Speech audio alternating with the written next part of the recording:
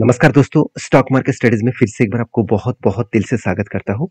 तो आज मैं डिस्कशन करूंगा एक बहुत इंपॉर्टेंट सेक्टर के बारे में, जो सेक्टर का नाम है फूड प्रोसेसिंग। देखिए, फूड प्रोसेसिंग इंडस्ट्रीज इंडिया में बहुत तेजी से ग्रोथ हो रहा है और अपकमिंग टाइम्स में कितना हाई लेवल में ग्रोथ होने वाला है वो मैं आज आपके साथ शेयर करूंगा। और उसी से जुड़े हुए मैं तीन कंपनीज के बारे में चर्चा करूंगा। तीनों को तीनों ही small and mid cap type company है, तो उसका ग्रोथ होने का पोटेंशियल बहुत ज्यादा है। इस वीडियो को पूरा लास्ट तक देखना, सारे इन्फॉर्मेशन में एक एक करके आपके साथ शेयर करूंगा। सबसे पहले मैं इस फूड प्रोसेसिंग इंडस्ट्रीज की जो ग्रोथ है इंडिया में, वो मैं आपको बता दूं। देखिए, India food processing sector has been growth average annual जो ग्रोथ है, जिसको कहा जाता है AAGR, जिसको कहा जाता है average annual growth of rate, जो करीबन 7.26% के आसपास ग्रोथ हो रहा है लास्ट कुछ ईयर से, 2021 से 22 का रिपोर्ट के हिसाब से। और ये भी बताया जा रहा है कि वो 2025 से लेकर 2026 तक वो बढ़ के हो जाएगा $535 बिलियन का। 535 बिलियन डॉलर का, जो पहले कितना था 120, सॉरी माफी चाहता हूँ, पहले था अराउंड, जो डेटा था आप देख सकते हैं, टू 866 बिलियन का टोटल यहाँ पे पहले था। अभी बन जाएगा 2027 में 1274 बिलियन का। तो यहाँ पे जो डेटा मैं पहले बता दूं, वो एक्चुअली एक्सपोर्ट का डेटा है, मतलब एक्सपेक्टेड किया जा रहा है। वो ऑब्वियसली जो ग्रोथ है, मैं ग्रोथ आपको यहाँ पे दिखाने वाला हूँ। इस ग्रोथ को सबसे पहले देखिए। Total size of food market, food processing जो मार्केट है, वो 2020 के आंकड़े के हिसाब से $263 बिलियन का टोटल मार्केट था। अभी 2025 में वो मार्केट बढ़ के हो जाएगा $470 बिलियन का, मतलब ऑलमोस्ट डबल बनेगा लास्ट 5 ईयर्स में। तो सोचिए कितना हाई ग्रोथ यहाँ पे हो रहा है। तो कैटेगरी वाइज अगर देखा जाए तो डेयरी सेगमेंट, सबसे ज्यादा सेगमेंट किसके ऊपर है? Packaging food. तो पैकेजिंग फूड, उसके साथ साथ जो आप देख सकते हैं कुछ इस तरीके से ऑर्गेनिक्स फूड जो है, वो ऑयल सेगमेंट, साथ ही साथ बाकी जो सेक्टर है उसमें 40% का ग्रोथ हो रहा है। साथ ही साथ फ्रूट्स एंड बेवरेजेस के ऊपर 2% का ग्रोथ हो रहा है। साथ ही साथ मीट एंड जो बाकी प्रोडक्ट है उसके ऊपर 5% का ग्रोथ हो रहा है। बेवरेजेस प्रोडक्ट के ऊपर 6% एंड डेयरी सेक्टर के ऊपर 15%, पैकेजिंग फूड के ऊपर 32% का ग्रोथ हो रहा है। अभी देखिए, वर्ल्ड के साथ अगर मैं बात करूँ, वर्ल्ड में बाकी सेक्टर के साथ कंपेयर करूँ, तो देखिए जर्मनी में जो फूड मतलब जो उसके परसेंटेज देखा जाए तो जर्मनी में ऑलमोस्ट 8 के आसपास है, चाइना में 33 है, यूएस में 42 है, और ब्राजील में 50 है, और इंडिया में 50 है। तो सेकंड पोजीशन में ऑलमोस्ट ब्राजील है, नंबर 1 पोजीशन में इंडिया है। अगर उस तरीके से सेमी जो प्रोडक्ट है उसके बारे में बात करूं, तो ऑब्वियसली इंडिया 19% के आसपास है और सबसे हाईएस्ट है जर्मनी का। उसके साथ साथ अगर मैं फुल्ली जो प्रोसेस्ड प्रोडक्ट है उसके ऊपर बात करूं, तो इंडिया यहाँ पे 30% का ग्रोथ हो रहा है, वहां से जर्मनी सबसे नंबर 1 है 70% के आसपास। अगर मैं स्टेट वाइज बात करूं फूड प्रोसेसिंग का, उनमें से नंबर 1 है इंडिया का महाराष्ट्र सेगमेंट, जो 17% के आसपास, और तमिलनाडु 11%, कर्नाटका 9%, उत्तर प्रदेश 8.5% और गुजरात 7.5% के आसपास। तो ओवरऑल जो एक व्यू है, उस व्यू से यही पता चला है कि फूड इंडस्ट्रीज का जो डिमांड है, बेवरेजेस इंडस्ट्रीज का जो डिमांड है, आज जितना है फ्यूचर में कई गुना ज्यादा बनने वाला है। तो उसी से जुड़े हुए मैं आज 3 कंपनी के बारे में चर्चा करूंगा। तीनों कंपनी मुझे लगता है अच्छा खासा बूस्ट ऑलमोस्ट कर चुके हैं और भी ज्यादा लंबा जर्नी कर सकते हैं। ये सारे कंपनीज को पहले डीपली देखिए, उसके बाद मैं लास्ट में आपको बताऊंगा मेरे पास कौन सा कंपनी है। तो सबसे पहले मैं बात करूंगा हिंदुस्तान फूड्स लिमिटेड के बारे में। देखिए, हिंदुस्तान फूड्स लिमिटेड एक 6,000 करोड़ का कंपनी है।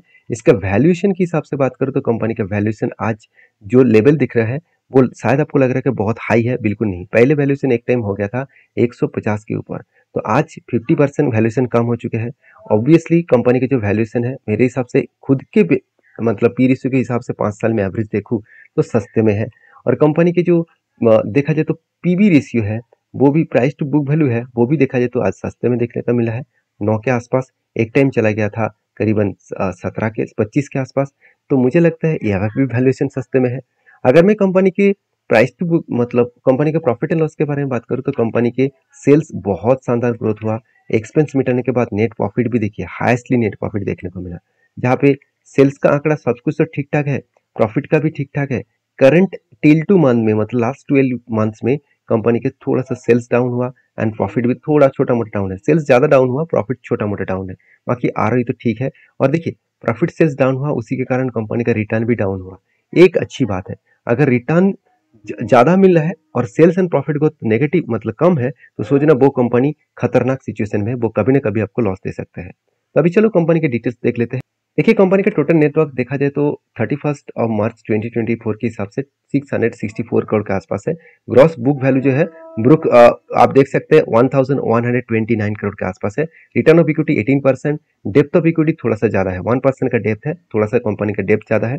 टोटल रेवेन्यूज के बारे में बात करूं तो 6% का ग्रोथ हुआ, इबिटा मार्जिन 29% से ग्रोथ हुआ।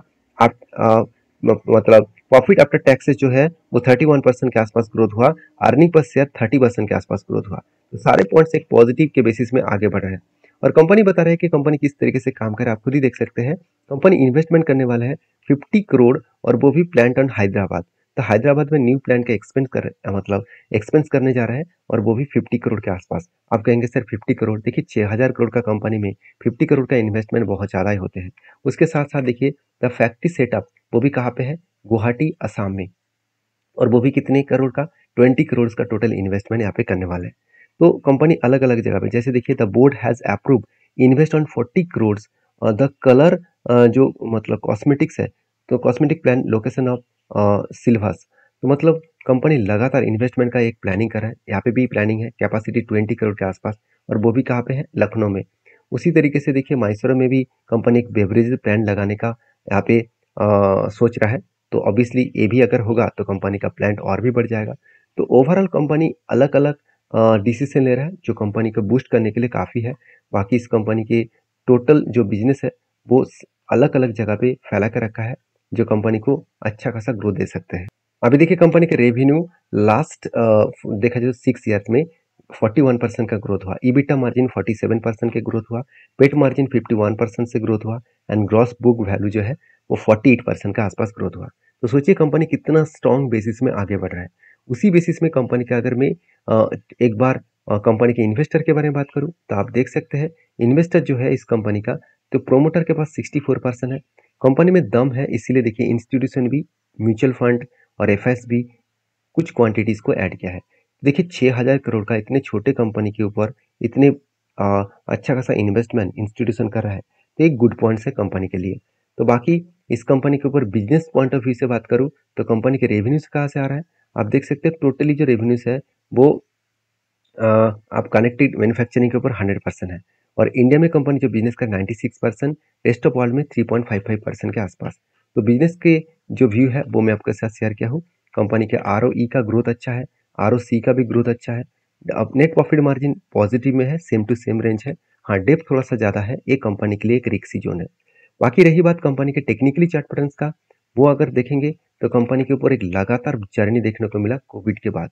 तो कोविड के बाद कंपनी थोड़ा सा करेक्शन हुआ था, और कोविड से लेकर अगर टॉप लेवल तक देखो तो कंपनी 850% के आसपास रिटर्न दिया। अभी टॉप लेवल से कंपनी का जो करेक्शन है वो कितना है, ओवरऑल करेंट लेवल तक देखो तो 23% के आसपास, मतलब एक अच्छा खासा डिस्काउंट प्राइस में मिला है। तो इस कंपनी के ऊपर आप फोकस रख सकते हैं। तो नेक्स्ट जो कंपनी है उसका नाम है बीकाजी फूड्स लिमिटेड। तो बीकाजी फूड्स लिमिटेड एक 17,000 करोड़ का कंपनी है। तो कंपनी एक स्नैक्स और साथ ही साथ नमकीन, साथ ही साथ भुजिया, इस तरीके से प्रोडक्ट्स को कंपनी बेचते हैं। तो कंपनी एक लीडर प्लेयर है इस सेगमेंट में। तो सबसे पहले कंपनी के डिटेल्स दिखा दूं।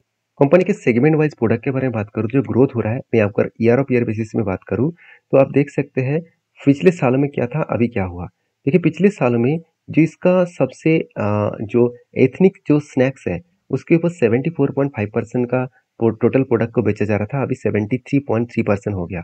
मतलब कुछ क्वांटिटीज को सेल कम किया, मतलब प्रोडक्ट को कम किया, बाकी प्रोडक्ट को बढ़ा दिया। जैसे पैकेज जो स्वीट्स है उसके ऊपर 8.3%, और जो मतलब वेस्टर्न स्नैक्स है उसके ऊपर 8.6%, जो मतलब पॉपेड है उसके ऊपर 8.5%, बाकी अदर्स के ऊपर 1.3%। तो बिजनेस को अलग अलग कैटेगरीज के हिसाब से डिवाइड किया। सबसे ज़्यादा जो एथनिक स्नैक्स है उसके ऊपर कंपनी सबसे ज़्यादा बिजनेस कर रहा है, और यही इसका बिजनेस का मेन थीम है। सबसे पहले इसी बिजनेस से आज इतने बड़े बन चुके हैं, तो इस कंपनी के ऊपर भी फोकस रखिएगा। अगर इसका ग्रोथ के बारे में बात करूँ तो आप देख सकते हैं स्ट्रॉन्ग क्वार्टरली ग्रोथ हो रहा है। ग्रॉस मार्जिन है 43%, EBITDA मार्जिन है 26%। अलग लेवल में ग्रोथ देखने को मिला। अगर रेवेन्यूज को ग्रोथ देखूं तो 33% के आसपास ग्रोथ हो रहा है। EBITDA मार्जिन 160% के आसपास ग्रोथ हो रहा है। पेट मार्जिन 200% के आसपास ग्रोथ हो रहा है। ग्रॉस प्रॉफिट मार्जिन जो है वो 43% के आसपास ग्रोथ हो रहा है। EBITDA मार्जिन 26% के आसपास ग्रोथ हो रहा है। अगर मैं यही डेटा अगर साल भर की दिखा दूं, वो पिछले सालों का था, सॉरी पिछले क्वार्टर्स का था, फाइनेंशियल ईयर है, और अभी साल भर के डेटा दिखा दूं तो साल भर में देखिए रेवेन्यूज 18%, EBITDA 84%, पेट मार्जिन 94%, आरओसी आरओई दोनों ही बेस्ट है, 31% के आसपास ग्रोथ हो रहा है, हाईली ग्रोथ देखने को मिला। उसी तरीके से ग्रॉस मार्जिन भी 35 है, EBITDA मार्जिन 16 है, पेट मार्जिन थोड़ा सा करेक्शन है। बाकी वर्किंग कैपिटल डेज 20 डेज है।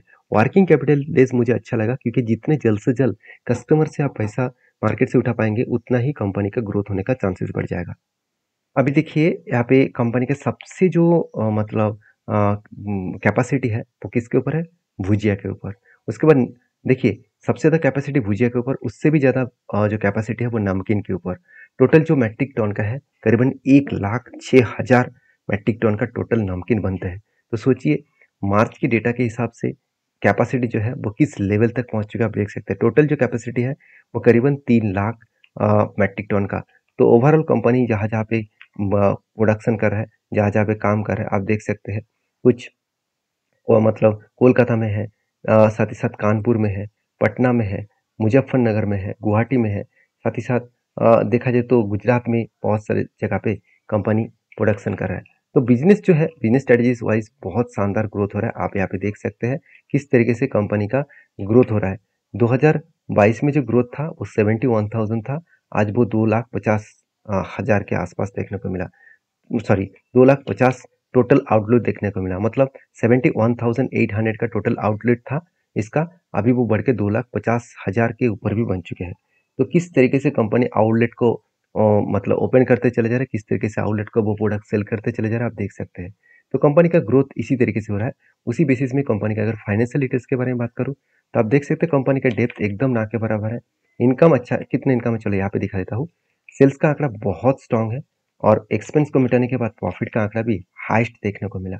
आज तक की हाईएस्ट प्रॉफिट कंपनी जनरेट किया और सेल्स का ग्रोथ देखिए पॉजिटिव है। प्रॉफिट का ग्रोथ तो और भी तगड़ा है, 3 गुना बढ़ चुके हैं। और उसके साथ साथ कंपनी 1 साल में लिस्टिंग हुआ और 1 साल में कंपनी 65% का रिटर्न दे दिया और रिटर्न पर इक्विटी भी अच्छा खासा है। और रही बात इस कंपनी के ऊपर इन्वेस्टर के, तो इन्वेस्टर के बारे में चर्चा करूँ तो आप देख सकते हैं इन्वेस्टर प्रोमोटर्स से लेकर एफएसडीएस पब्लिक हर किसी के पास इन्वेस्टमेंट है। तो क्यों इन्वेस्टमेंट करना चाहते हैं? कंपनी में स्ट्रेंथ बहुत अच्छा है क्योंकि कंपनी लगातार भागते चले जा रहे हैं। जब से लिस्टिंग हुआ तब से लेकर कंपनी टोटल जो रिटर्न दिया, तो टोटल रिटर्न के बारे में बात करूँ आप यहाँ पे देख सकते हैं किस तरीके से कंपनी रिटर्न दिया। तो ओवरऑल कंपनी 160% के आसपास लास्ट 2 ईयर्स में कंपनी रिटर्न दिया।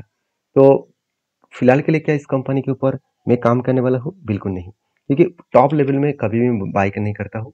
अगर करेक्शन हुआ नेक्स्ट सपोर्ट लेवल तक आए तो मैं जरूर कुछ क्वांटिटी यहाँ पे एडिंग करूंगा। तो नेक्स्ट जो कंपनी उसका नाम है एलटी फूड्स लिमिटेड।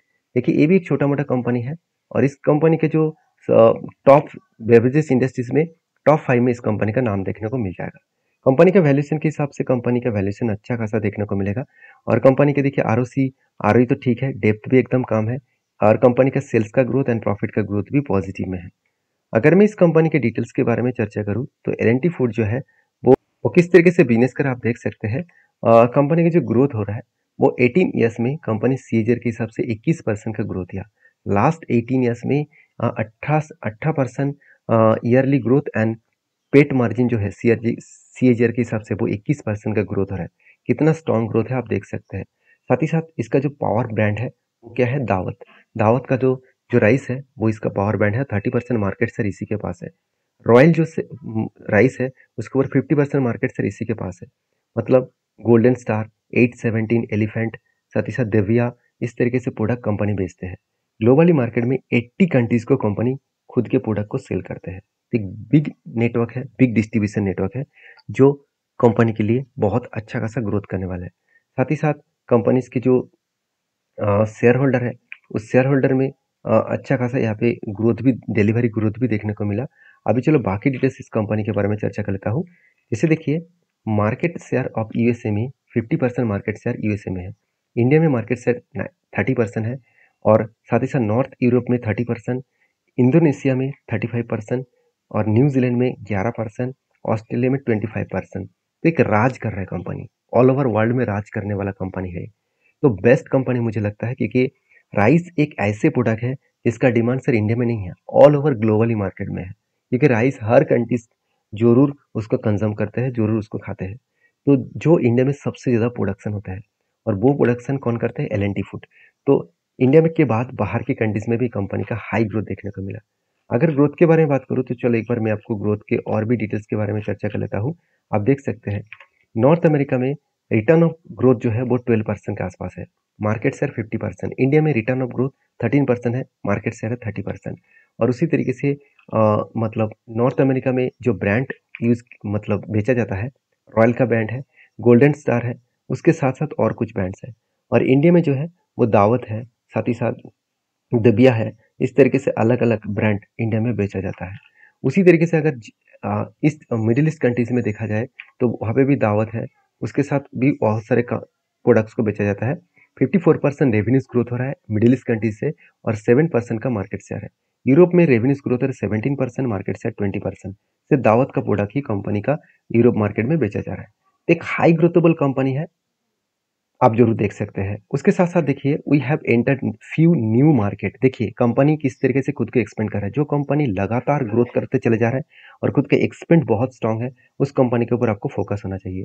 जैसे तंजानिया हो गया, नमाबिया हो गया, साथ ही साथ बूस्टन हो गया, साथ ही साथ जिम्बाब्वे ऑन एंड जिम्बाब्वे। तो इस अलग अलग जगह पे कंपनी लास्ट ईयर में यही बताया गया था कि कंपनी फिर से न्यू कुछ कंट्रीज के ऊपर एंटर होने वाला है। तो ऑब्वियसली कंपनी खुद के बिजनेस को और भी ज़्यादा बढ़ाने वाला है। और अभी चलो देख लेते हैं कंपनी के फाइनेंशियल डिटेल्स किस तरीके से है। अगर मैं कंपनी के प्रॉफिट एंड लॉस के बारे में बात करूं तो कंपनी का सेल्स सबसे ज़्यादा है एंड हाइस्ट देखने को मिला। एक्सपेंस को कंपनी कंट्रोल में रखा, जिस बेसिस में आज तक की कंपनी हाइस्ट प्रॉफिट देखने को मिला।